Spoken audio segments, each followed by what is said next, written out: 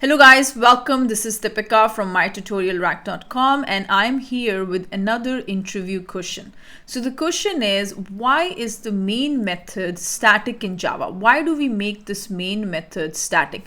Now, if you remember in the previous tutorial, we understood what is the difference between a static method and a non-static method.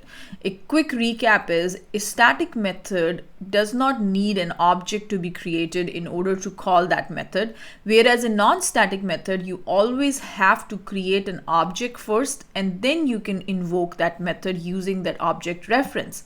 So this same thing is the reason we make the main method static, and JVM is looking for the exact signature. It wants it to be a public static void main. That is the signature it is looking for and accepting a string array of arguments. Okay, and that is the reason we make this main method static. And why do we do that? Because you don't want JVM to create an object anytime it has to call the main methods, and you can create any number of objects and they will have their own copy of these methods. We don't want all of that complexity. So to make the things simple, JVM expects you to make a main method which is static, and JVM can call it just by the class name and then using the main method. Okay, so that is the reason we make the main method static in Java. So let's go ahead and cover the theory here.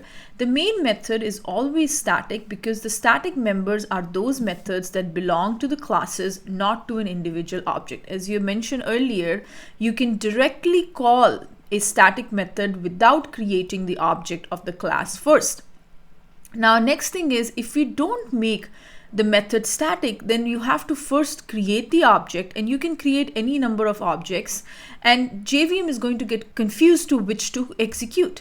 And that is why it's not acceptable by the JVM, and JVM expects you to make it as a static method. So when it has to call, all he has to do is use the class name dot of the main method and it can easily call it. Okay, and that is why we make this main method as static in Java.